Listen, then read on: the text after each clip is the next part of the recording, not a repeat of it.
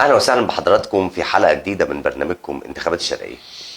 ضيفي وضيفكم النهارده الدكتور حسام مرسي، ابن مدينه ابو كبير والمرشح على الدائره الخامسه ابو كبير وهي انتخابات النواب 2025. بنرحب بحضرتك يا دكتور. اهلا بيك يا استاذ احمد. من هو حسام مرسي؟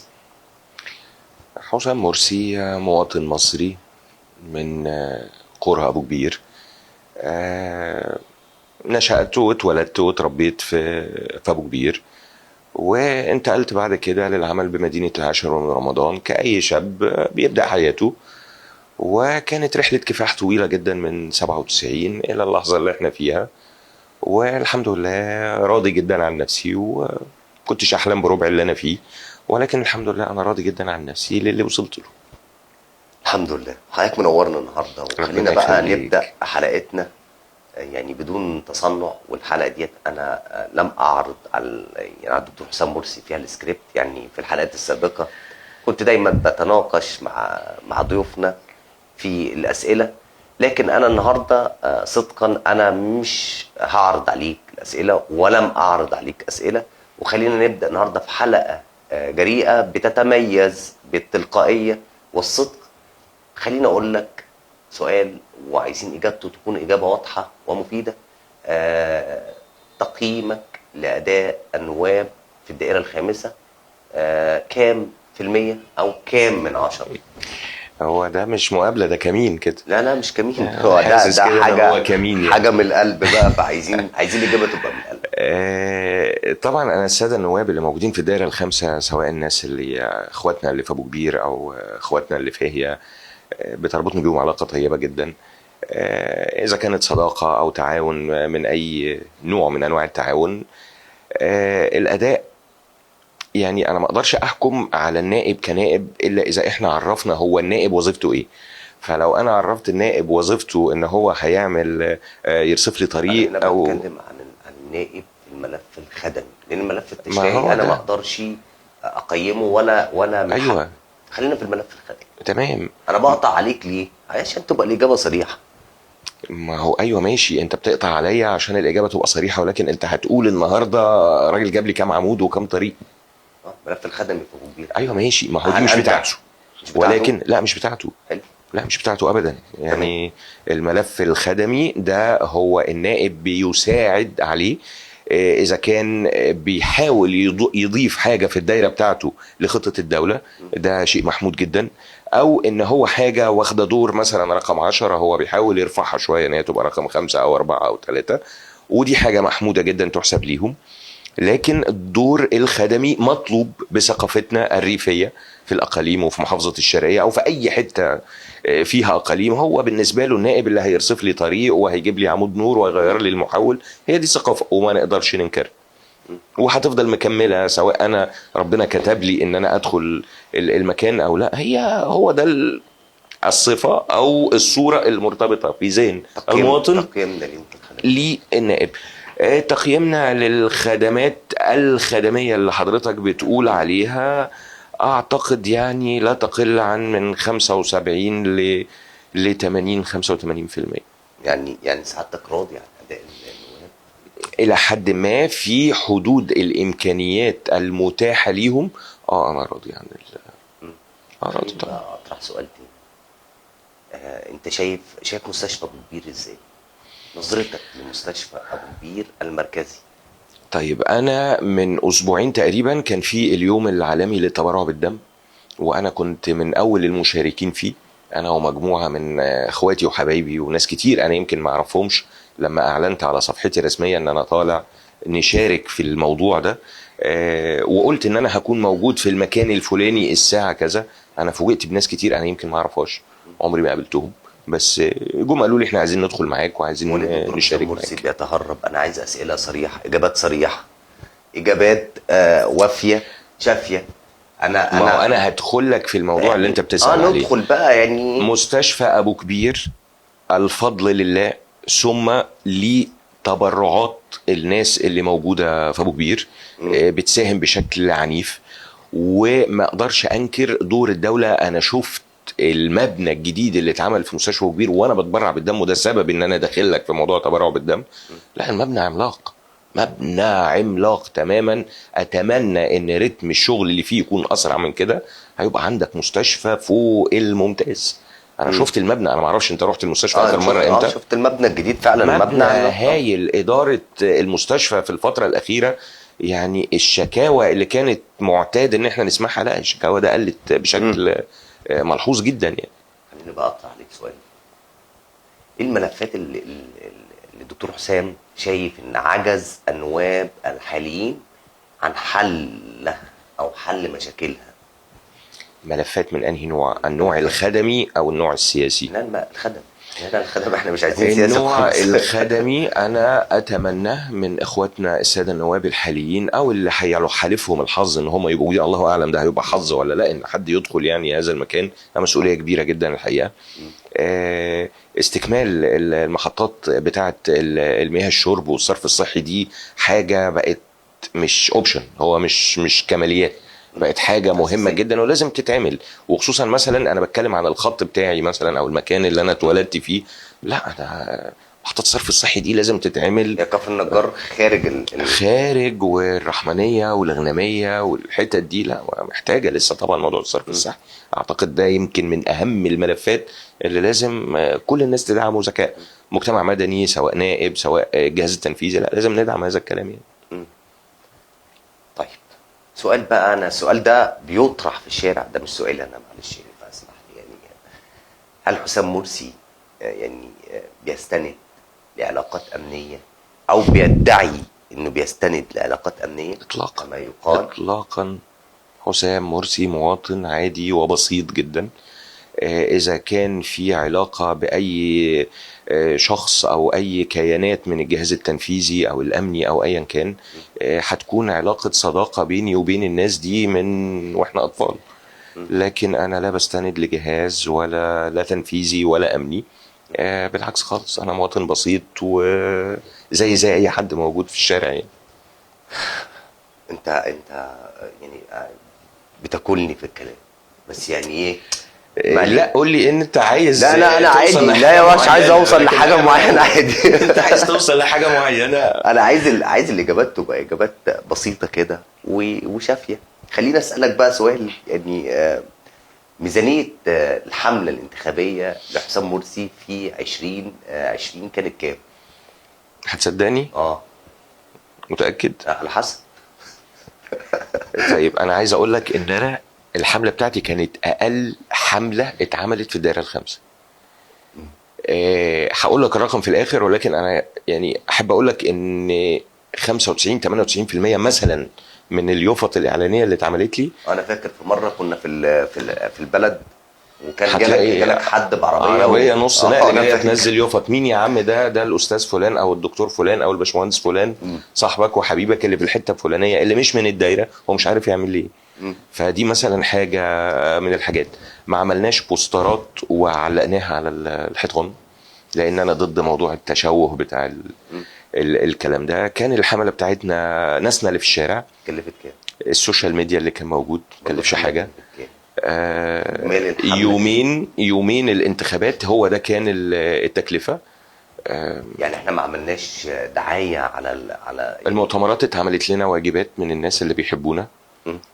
90% من مصاريف اللجان بتاعت المناديب ومواصلاتهم ووجباتهم والاعاشه بتاعتهم، وده حاجه متعارف عليها ما تستخباش. 80% من اللجان، اقول مثلا لحضرتك اللجنه اللي عندك في بلدكم مثلا تتكلف 4000 5000 10000 ايا كان الرقم. فكانت الناس بتزعل مني، وكانوا بيروحوا ويقولوا لي هو انا واولاد عمي واخواتي كل واحد مش هيقدر يدفع لك 200 جنيه ولا 300 جنيه عشان نعدي اليومين. وبدل ما اروح اطمن على اللجان بتاعتي ومناديبي، بقيت اروح للناس دي بيوتها اعتذر لهم، والنبي يا عم اطلعوا ادفعوا، انتوا عايزين تدفعوا خلاص انتوا احرار. فكانوا بيدفعوا من جيوبهم، ولما اقول لهم اعرض عليهم كانوا بيتقمصوا ويزعلوا. كنت بضطر اروح اصالحهم في البيت في عز المعركه الانتخابيه. كنت بروح اصالح ناس عشان هم زعلوا ان انا عرضت عليهم فلوس. يعني اذا تكلفه الحمله الانتخابيه كانت كام؟ لا تتجاوز 300,000 مثلا، 400,000 جنيه. 400,000 لا تتجاوز هذا الكلام. اليومين بتوع الانتخابات باليوفط، بالاعاشه، بالاكل، بمصاريف التوكيلات، بالرسوم. طبعا حضرتك محامي وفاهم الرسوم ومش كل ده يا باشا لا يتجاوز 300,000 جنيه. ده انجاز. انا بقول لحضرتك اقل حمله ممكن تتخيلها في حياتك. حصلت على كام صوت؟ ما وليه برضو قبل الاجابه ليه انا بسالك السؤال ده؟ لان انا هرجع بعديه واسالك سؤال تاني، الفرق بين المرشحين في 2020 والفرق بين المرشحين في 2025 من وجهه نظرك انت. اللي حصلنا عليه ما يقارب تعدى ال 21,000 صوت او ال 22,000 صوت لو انا فاكر صح. م. تقريبا كان في الرقم ده تقريبا. م. ده طبقا ودي كانت اول لبيانات تجربه صح؟ اول تجربه، ودي كانت طبقا لبيانات الهيئه العليا للانتخابات. حلو. الفرق بقى بين المرشحين في 2020 والمرشحين في 2025 كايه؟ ككواليتي مرشحين، كاسماء، كقوه واسماء بص هقول لك. اعتقد ان وانا مش بقلل من حد، لا طبعا بس أنا كلهم بتكلم. اصحابنا واخواتنا وبنتقابل مع بعض وبنتقابل في واجبات وبنتصل ببعض دايما على بس أنا فكره بتكلم كل عن المرشحين. عن القوه. بص هو الاسماء، هو لغايه دلوقتي انت ما تقدرش تقول مين اللي نزل في 25. انت لغايه دلوقتي انا بتكلم عن مدام الاسماء اللي موجوده حاليا. ده اسمه مرشح محتمل. مرشح. لكن انا اقدر اقول لك المرشح اللي هيدخل امتى، لما يقدم ورقه والطعون تقفل ان الشخص ده هو بقى مرشح محتمل. لكن انا النهارده ما تقدرش تمنع عم الحاج فلان او الحاجه فلانه ان هي تحط يافطه على الشارع وتقول لك انا نازل الانتخابات، بس هل هو هينزل ولا لا؟ فده انا ما اقدرش احسبه ان هو مرشح. تمام. انا هحسبه مرشح لما يقدم ورقه والطعون تتقفل. فلكن دلوقتي في اسماء، هل في اسماء تانية هتعرض؟ فانا لو جاوبتك على السؤال ده دلوقتي هنظلم ناس هم لسه ما اعلنوش، فانا ما اقدرش اجاوبك على التقييم الناس دي دلوقتي لان انا هم لسه مش معروفين يعني. الانتخابات في 2020 كانت انتخابات شرسه. كانت شرسه وكانت اول تجربه ليا، وطول عمرنا مع اهالينا وابهاتنا كنا بنشترك في العمليه الانتخابيه، بس اول مره اكون جوه المطبخ انا ما كنتش فاهم ايه اللي بيحصل. انا اجتهدت، انا تقدر تقول ما كانش عندي مناديب في كل اللجان. انا ما كنتش فاهم اليومين بتوع الانتخابات اللي هو اول وتاني يوم دول المفروض يتعمل ايه، قسما بالله ما اعرف. اتفاجئت ان في الناس المناديب هم مش هيسيبوا المكان، فلازم نعمل لهم اكل مثلا وميه. انا ما كنتش اعرف ان لازم الناس دي تاكل، ما هو لو ما اكلش ما حطيتلوش الوجبه بتاعته هو هيمشي وهيضطر يروح ياكل، ما هو اخويا وصاحبي وحبيبي وبيصرف عليا، ما هو لازم ياكل فهو هيمشي. انا ما كنتش اعرف الموضوع ده. ما كنتش اعرف ان في ناس مثلا ناس كبيره في السن، ناس مرضى، ان انا لازم اوفر له وسيله انتقال ان هو يروح يحط صوته. ما كنتش اعرف اي حاجه من الكلام ده. ما كنتش اعرف ان اللجان دي كلها لازم يبقى ليا شخص فيها، ولا اعرف هذا الكلام. ومع ذلك فوجئت برقم ما كانش حد متوقع. خلينا برضو اطرح سؤال، ايه الفرق بين انتخابات 2020 و 2025 في ظل الصراعات اللي موجوده حاليا على السوشيال ميديا، في حروب على السوشيال ميديا؟ هو طبعا الانتخابات المره اللي فاتت 2020 السوشيال ميديا موجوده من سنين، ومعظم الشعب المصري عرف السوشيال ميديا بعد 2011 الاحداث بتاعه 2011. لكن لما جينا في 2020 الانتخابات كانت السوشيال ميديا موجوده، لكن المره دي انا شايف ان التواجد بتاعها اعلى بكتير جدا، رتمه عالي جدا. انت ما تلحقش تتابع الاحداث على الصفحات اذا كانت فيسبوك او تويتر او كده، لا انت مش ملاحق الحقيقه. يمكن الدائره بتاعتنا شويه فيسبوك، الدوائر التانية فيها تويتر، واحنا متابعينها برضه عشان برضه الناس لازم نبقى فاهمين ايه اللي بيحصل في الغربيه وفي القاهره وفي التجمع وفي الشرقيه طبعا. لا في فرق عنيف، زياده تاثير الفيسبوك 2025 انا شايف انه على الاقل 10 اضعاف، ما كانش 20 ضعف 2020. طب هل الحروب كانت متواجده والاكونتات الفيك كانت متواجده في 2020 زي ما متواجده في الوقت الحالي؟ ايوه كانت موجوده، ولكن يمكن انا قادر احسها اكتر. ممكن انا 2020 ما كانش عندي التواجد اللي موجود دلوقتي، ما كانش، كنت ممكن اقول لك انا من التوب 5 او التوب 7 مثلا في المرشحين. النهارده لا، انا ممكن اقول لك انا اوريدي في التوب 5، مش هقول لك رقم 1 ولا 2 و3 بس. ودايما كل ما تطلع لفوق كل ما هتلاقي الهجوم عليك بيبقى زايد اكتر شويه. يمكن انا حاسه اكتر شويه المره دي، هو كان موجود المره اللي فاتت والاكونتس الفيك كانت موجوده المره اللي فاتت، لكن يمكن انا حاسسها اكتر المره دي لان انا الهجوم بقى ممكن يكون اكتر شويه. لان انا طلعت كام درجه لفوق فبقيت تحت النور اكتر. فلما تبقى تحت النور اكتر هيبقى الهجوم عليك اكتر. خليني بقى اسال سؤال، بس السؤال ده بقى بيدار في كل يعني في كل العقليات داخل مدينه ابو كبير. ايه اوجه التعاون بين دكتور حسام مرسي وادمن صفحات ابو كبير؟ هل حسام مرسي سبونسر للناس دي؟ انا على فكره انا واحد منهم، بس يعني خلينا اطرح السؤال ده. يعني السؤال ده بيدار في عقليات ناس كتير. اللي صح ولا انا ده حقيقي واعلن بطريقه مباشره. يعني احيانا بتسمع يا عم ده تلاقيه ده هو مش عارف ده صاحب مين، ده بيدعم مين. المره دي لا، ده صريحه ومباشره واضحه رساله ان انت بتدعم ادمن صفحات ابو كبير. وانا بقول لحضرتك اطلاقا، اللي عارفني كويس هيبقى عارف ان انا ما بقولش كلام يحتمل معنيين. انا محدد جدا. انا ممكن اجاوب على سؤال بطريقه سياسيه، لكن انا النهارده دلوقتي انت بتسالني سؤال مباشر ليك علاقه او بتدعم او انت سبونسر لادمن صفحات ابو كبير، وانا برد عليك بمنتهى الشكل المباشر اطلاقا. تربطني بيهم كلهم علاقات طيبه جدا جدا، اصحابي واخواتي الصغيرين وما استحملش عليهم الهوى، وهم زي اي شاب في دايرتي او في بلدي ما استحملش عليه الهوى اذا وقع عليه ظلم او لقيت حد بيهاجمه بطريقه مش منضبطه. مش هقول لفظ تاني يعني، لكن ان انا بدعم حد بدعمهم مش ماديا. انا ممكن ادعمه معنويا. انا ممكن لو حسيت انه في خطر بشكل ما او عمل غلطه كاخ كبير او كاب، لا خلي بالك ما تعملش كده. لكن هل انا بوجه؟ عشان بقى لو هو ده سؤالك، ده التوجيه، انا ده قصدي. اطلاقا والله والله والله اطلاقا لا عمري وجهت ولا عمري هوجه. يعني طول الفتره دي حسام مرسي ما طلبش اطلاقا اي حاجه بص واضحه اهي، اطلاقا. وربنا عالم اللي انا بقوله صح. هل ادمن صفحات ابو كبير قدموا ايجابي لابو كبير ام سلبي؟ السؤال ده انا محتاج الاجابه تبقى اجابه واضحه، مش تبقى اجابه سياسيه. مش سياسيه والله. بص يا استاذ احمد، بص انت النهارده عشان تحكم على حد مفيش حاجه مطلقه في الدنيا. مفيش غلط مطلق ولا صح مطلق. كام ايجابي، كام في المية ايجابي وكام في المية سلبي؟ لو احنا حسبنا الفاعليات اللي اتعملت اللي دعمت مدينه ابو كبير والمشاكل اللي تم تسليط الضوء عليها فاتحلت بسبب ان الشباب دول دخلوا في الموضوع وحطوا، لا انا شايف ان الناس دي فوق ال 80% حلوا مشاكل كتير جدا. بس وطبعا انت ما تقدرش برضو تقول كل الصفحات. يعني في صفحات معروف اتجاهاتها، في صفحات اكاونتس فيك معروفه، لكن انا بتكلم على الصفحات المعلن اصحابها. انا ماليش دعوه بالصفحات اللي مش معلن اصحابها، ما اعرفهمش ولا لي علاقه بيهم ولا عايز اعرفهم.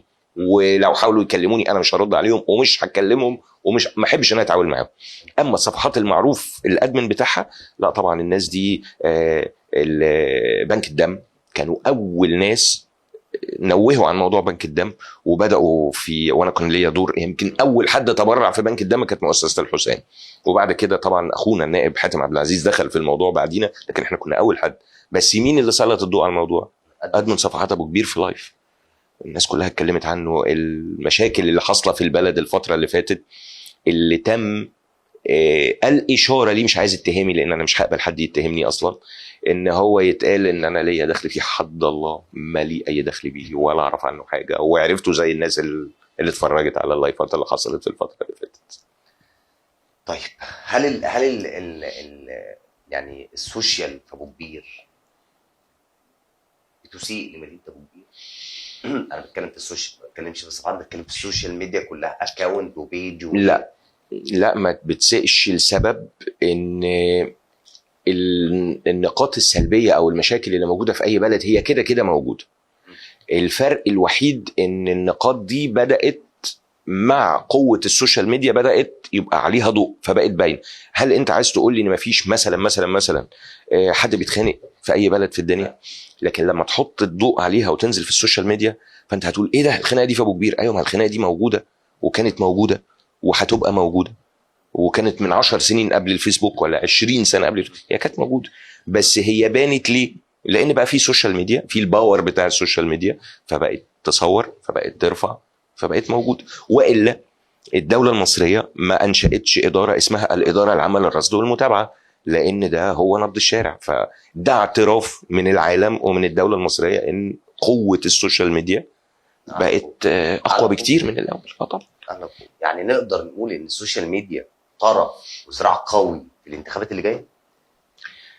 انا اقدر اجاوب على سؤالك ده وهخش لك فيه، بس لازم نبقى متفقين على حاجه. العالم، مش مصر، مش الشرقيه، مش الدائره الخمسه، العالم اجمع يدار بالاعلام، لا باقوى جيش ولا باغنى بلد. الاعلام هو اللي بيدور العالم. انا النهارده هسلط الضوء على الاستاذ احمد المالكي ان هو شخص جميل وكويس وكيوت وبيعمل خير، بقى احمد ده كويس، حتى لو انت عكس ده. فالعالم بيدار بالاعلام. انا بوجه المنتال ثينكينج، التوجيه العقلي للمواطن او للمستقبل ان انا الشخص ده كويس او وحش. فده طبعا حاجه قويه جدا. دي بالنسبه للاعلام. السوشيال ميديا هيبقى لها دور في الانتخابات اللي جايه. هيبقى لها دور في الانتخابات اللي جايه جدا قوي، ولكن دورها دعائي. بس ما اقدرش اقول حسام منتشر قوي على السوشيال ميديا فهو هينجح. لا، التعداد الناس اللي هتطلع تحط صوتها على الفيسبوك مش هو اللي هيطلع يحط صوته في الصندوق. ليه ما يكونش في توجيه من السوشيال؟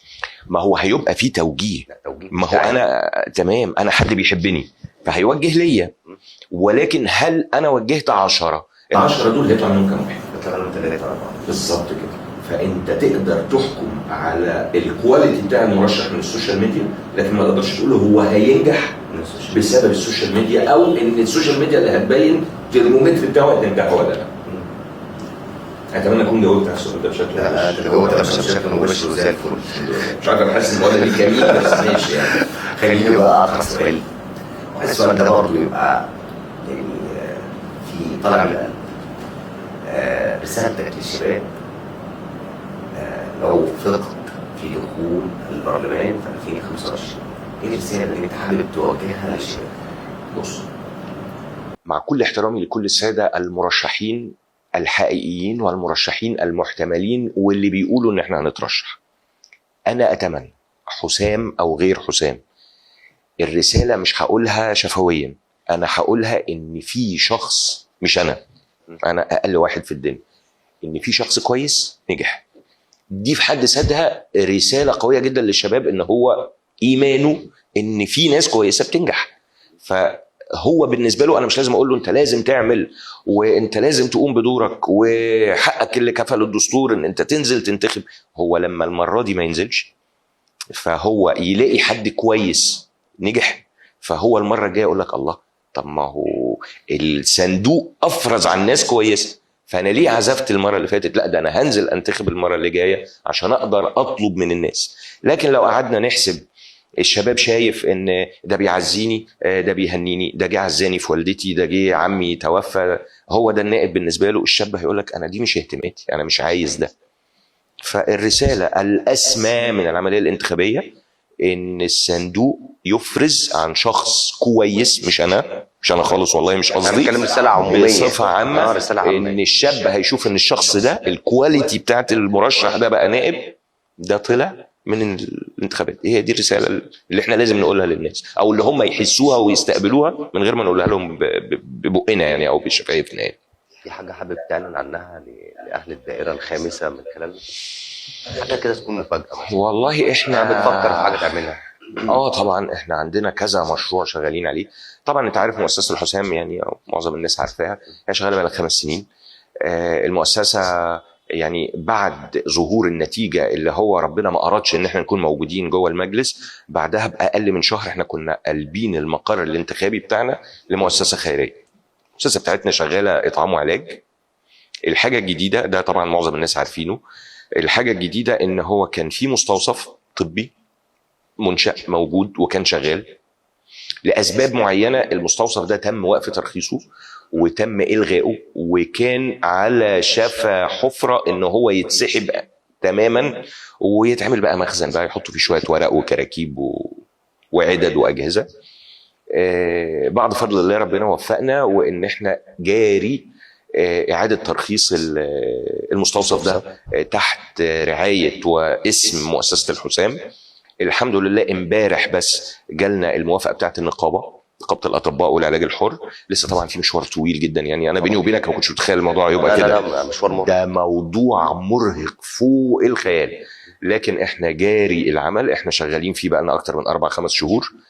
خدنا امبارح موافقه العلاج الحر ونقابه الاطباء اوريدي، خلاص احنا خدنا الرخصه دي، ولكن بقى في دفاع مدني وفي مش عارف الوقايه من الاشعه لان فيها جهاز اشعه، وفي علاج او معالجه المخلفات ده برضه له مش عارف رخصه ايه، والدفاع المدني له رخصه ايه، فهو جاري الكلام ده. يمكن وانا جاي عليكم كان الناس بيكلموني عشان باقي الورق يعني، لكن دي حاجه ان شاء الله بنعملها، وان شاء الله هنعلن عنها فور افتتاحه. وهو مستوصف خيري، لان انا بحب اشتغل في حته العلاج والادويه شويه يعني. انا هطرح سؤال بس هنا مش بصفتك ضيف، مش بصفتي ان انا مقدم برنامج، ولا بصفتك ان انت احد المرشحين او هتبقى احد النواب خالص. هل تجربه مستشفى 25 يناير يستطيع حسام مرسي تنفيذها في خط البحر؟ رحمنيه، عزبة الملكي، الغنيميه، ابو عويضه، كفر النجار، الأراموس، ابو كبير. لا بصفه عامه. لا خليني اقتص هذا الجزء. طيب ابو كبير عندهم مستشفى مركزي، يعني في مستشفى مركزي داخل مدينه ابو كبير.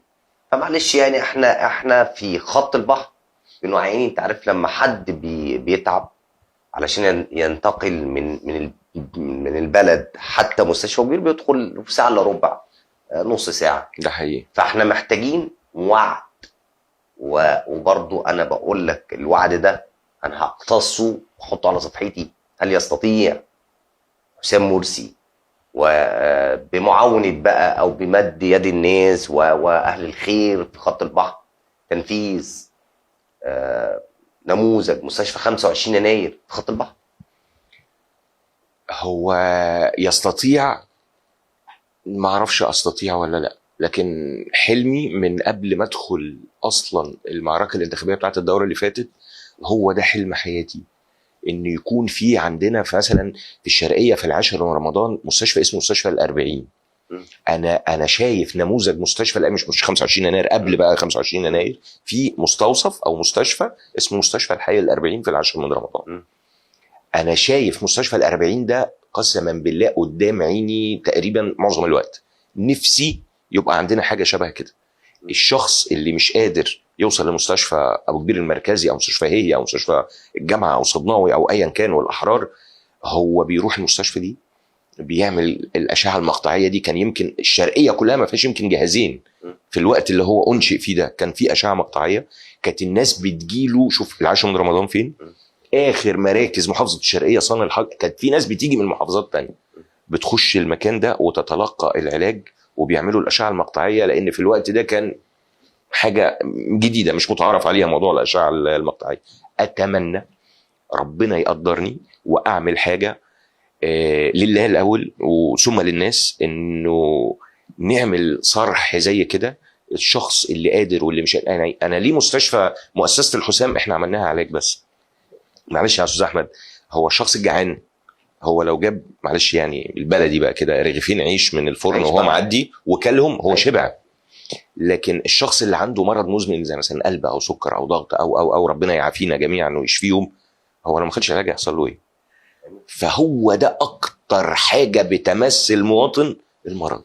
فلو قدرنا نساعده في الحته دي، وده حلم حياتي والله. انا ما اعرفش ان انت تسال السؤال ده. اتمنى ان انا اقدر اعمل حاجه زي كده. هو بالتعاون مع شخصيه مثلا زي الباشمهندس حمدي سليمان، زي فلان، اخونا الغالي طبعا، زي فلان. في نماذج كتير يعني، ده على سبيل المثال مش الخاص يعني. بص، انا طول عمري ما بحبش ادخل في حاجه فيها ارقام او ادخل فيها كمتبرع، لكن ادخل فيها كمستقبل للارقام او الماديات او الفلوس. انا بخاف قوي من الحته دي. بخاف حد يقول لي انت خدت 10 جنيه، لا ده انت كنت واخدها 20. والسوشيال ميديا هتلاقي في ثانيه حول فما فيش حد هياخد بايده. معلش بس انا بخاف جدا جدا على اسمي قوي فوق ما تتخيل. اكتر حاجه ممكن اخاف عليها تشكيل لجنه ونبدا نشتغل.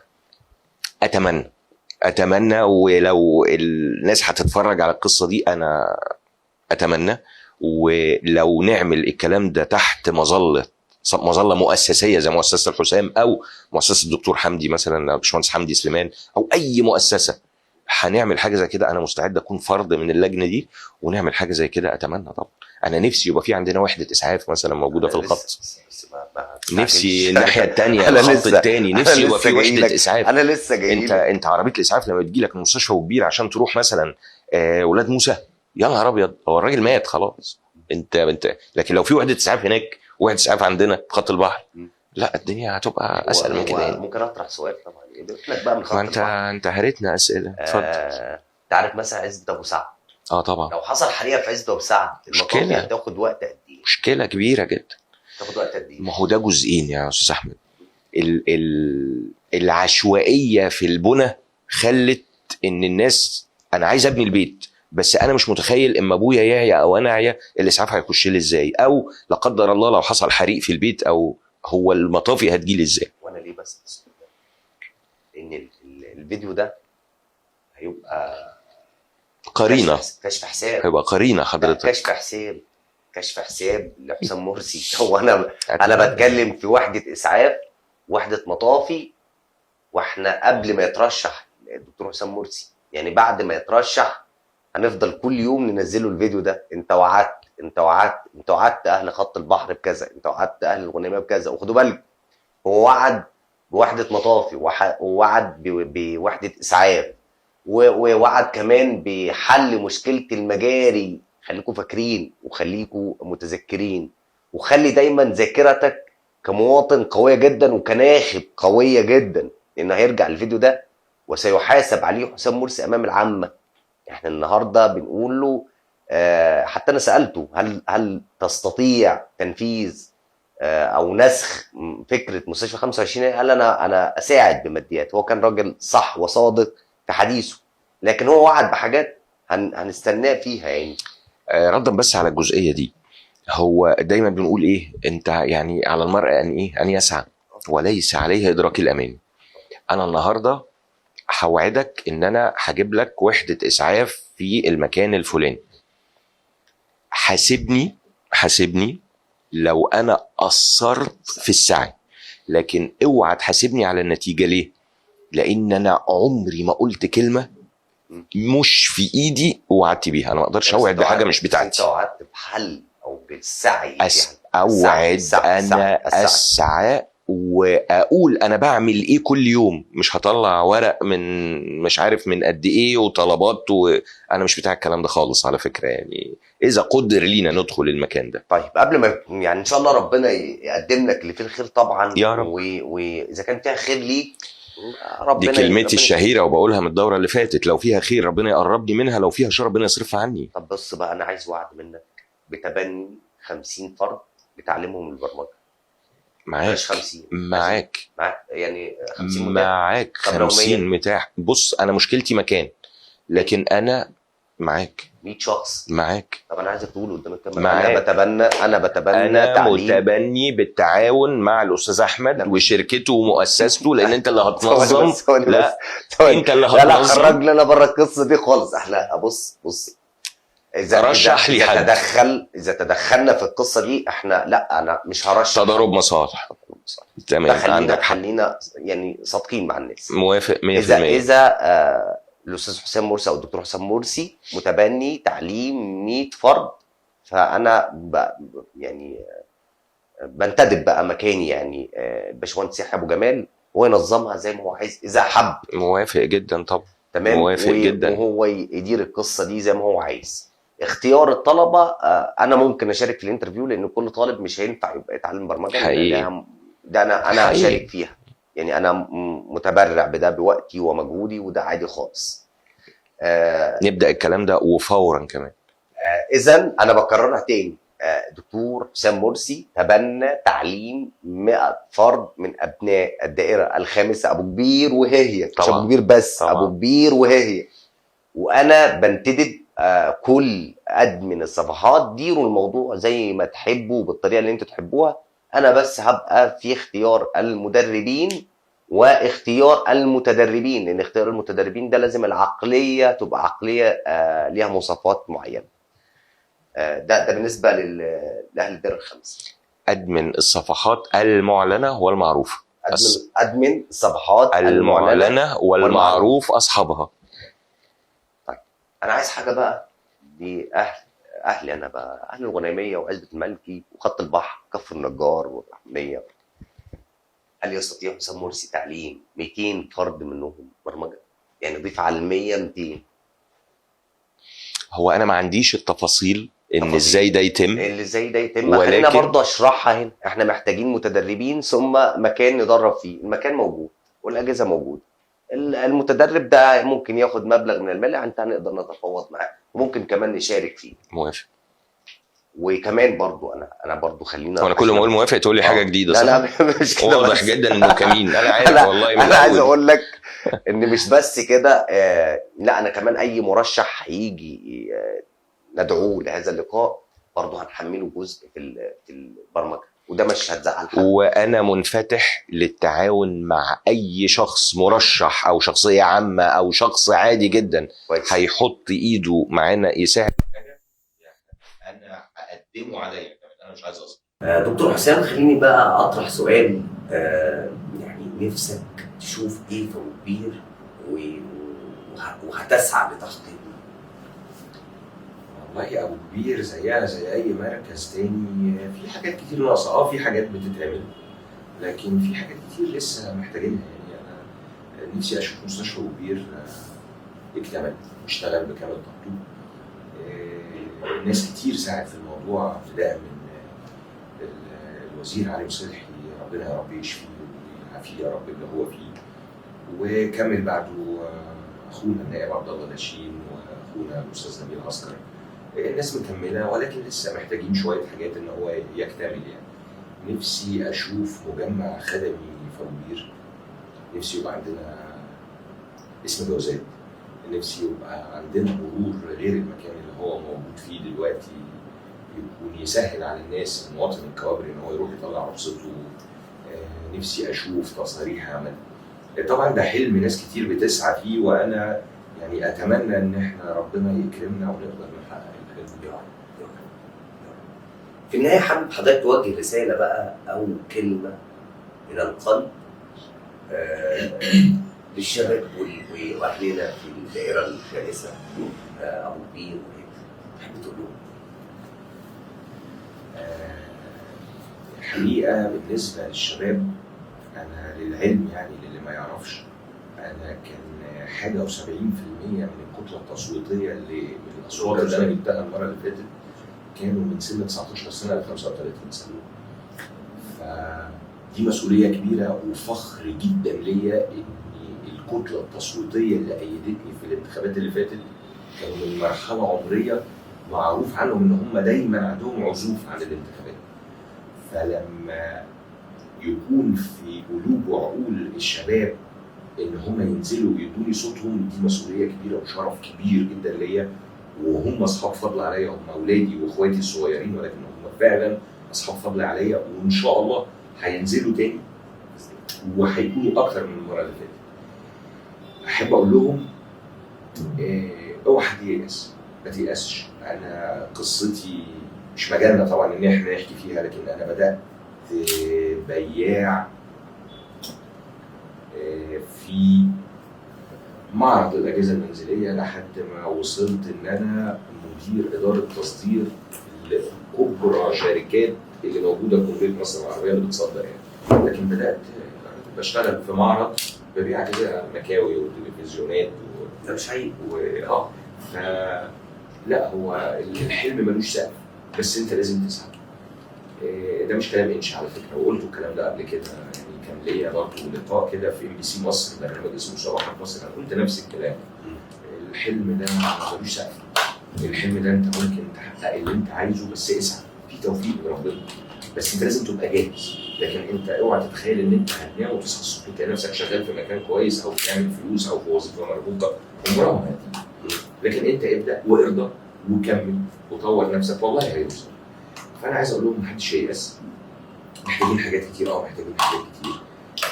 امن بالحلم بتاعك واسعى لتحقيقه. وحلمك ده ممكن يبقى في وظيفه، في بيت وجواز، في تأييد لنائب او لمسؤول ان انت تأيده، ده حلم اسعى ليه. مش معنى ان انت مثلا، يعني يمكن مش دعايه انتخابيه والله، بس ده مثال من الامثله، انت ممكن تكون مؤمن بشخص معين في الانتخابات اللي جايه. ايمانك ده لوحدك مش كفايه، انت لازم تبقى صاحب قضيه. انت لازم تنزل وتقول انا هجيب استاذ احمد واستاذ علي واستاذ عمرو واستاذ محمد واستاذ فلان، انا عندي حلم، فانا هسعى للحلم ده مش لوحدك. انت لازم تحشد وتنزل تحقق الحلم بتاعك. ان شاء الله اللي جاي احسن، انا شايفه والله، ومش كلام انشاء ومش كلام سياسه، لا والله اللي جاي احسن. الخبطات اللي بتتخبطها مصر دلوقتي مقصوده جدا، لان يعني معروف جدا ان مصر مش مطلوب ان هي تعلو فتسود ولا تسقط فيسقط الجميع. فالاحداث اللي حصلت الفتره اللي فاتت، لا ده اكبر دليل ان احنا ماشيين صح وان احنا بنتطور، فمش مطلوب ان احنا نعلو اكتر من كده. فاللي بيحصل في مصر واضح ومعروف، والشباب لازم تبقى فاهمه هذا الكلام كويس جدا. ودي برضو حاجه مناشده بقى لو تسمح لي ان انا اقولها، يعني اتفضل طبعا. ارجوكم يا جماعه ما حدش يتداول خبر مش من مصدر موثوق. هتلاقوا دعوات الفتره اللي جايه مثلا يعني في دعوات ظهرت الفتره اللي فاتت كده، اللي هو يوم 15/7 نطفي النور من 8:30 ل 9:30. ما تفهمش ليه، بس الناس اللي مش ملمه بالصوره هم ممكن يعملوا كده لان هم شايفين في ترند على الفيس ان احنا نطفي النور. ارجوكم ما حدش يعمل الكلام ده. مخططات ممكن تبقى حاجه تافهه جدا، انت مش واخد بالك ومش شايف الصوره بشكل اوضح. بلاش نعمل حاجه، بلاش نتداول خبر، بلاش نمشي ورا مناشده او حاجه على الفيسبوك بتنادي لحاجه معينه الا اذا كان المصدر حكومي رسمي موثوق نعمله. غير كده لا حد يشير خبر ولا حد يمشي ورا اي مناشده من الحاجات اللي هتحصل، اللي حصلت وهتحصل الفتره اللي جايه، لان لسه في حاجات ثانيه هتحصل. في نهايه كل حلقه كنت بختم، بس المره دي انا هسيبك انت اللي تختم الحلقه دي. والله طبعا انا مبسوط جدا ان انا جيت معاكم، واتمنى ان اللقاء ده يكون خفيف على قلوب الناس عارفه ان انا دايما بتكلم من قلبي. عمري ما جهزت الكلمه هقولها، وانا ما زلت ان انا المقابله دي كانت كمين، ما اعرفش مش كمين قوي لان في اسئله عجيبه كده اتقالت. اتمنى ان هي نبقى عند حسن ظن الناس. انا يا جماعه قلتها قبل كده وهقولها تاني، يا رب لو فيها خير لينا وللناس ربنا يقربنا منها، ولو فيها شر ربنا يصرفها عني. انا من 2020 او من 20 من 16 انا موجود، ما اختفتش. الانتخابات اللي فاتت خلصت بعد اسبوع انا كنت موجود في مكتبي وما اختفتش لحظه، تليفوني ما غيرش وما اتقفلش. بنرضى على كل الناس، بنخدم كل الناس قدر استطاعتنا. احنا ما عندناش عصايه سحريه. الخدمات الخاصه احنا ما بنتاخرش عنها، الخدمات العامه اللي بنقدر نعملها احنا بنعملها. اتمنى ان احنا يبقى عندنا قضيه، اتمنى ان الناس ما يكونش عندها عزوف على الاستحقاق الانتخابي اللي جاي. اتمنى ما حدش يقول هم اللي قبلكم عملوا ايه، ما كلكم زي بعض. اتمنى بلاش، احنا هنفضل نحاول لغايه ما ربنا يسهل ونلاقي القماشه اللي على قدر توقعاتنا. لكن انا ما ينفعش اقعد في بيتي واجي اقول اصل البلد، اصل ما انت قاعد في بيتك، انت انزل وتشارك. اختيارك للنائب بتاعك ارجوك ما يكونش اللي دمه خفيف، اللي بيبوسني في الشارع، اللي بيعزيني، اللي بيهنيني. ارجوكوا بلاش الكلام ده. النائب له مواصفات خاصه يا جماعه لازم الناس تبقى فاهماها. مفيش داعي ندخل عواطف وعصبيات. لا انا مش شايف حسام يصلح، ما تدينيش، بس انزل حط صوتك اللي انت مقتنع ان هو هيقدر يخدمك. ما هو انا لو استخدمت حقي ان انا اختار النائب باسلوب صح هقدر احاسب النائب بعد كده. لكن انا لو النائب نجح بالصدفه او بالعصبيات او بالمحبه او بالاخوه او بالبوس والاحضان، انت هتحاسبه ازاي؟ انت مش هتقدر تحاسبه اصلا بعد كده. فزي ما الدول المتقدمه بيقدروا يضغطوا على النائب، احنا نفسنا نوصل للمرحله دي.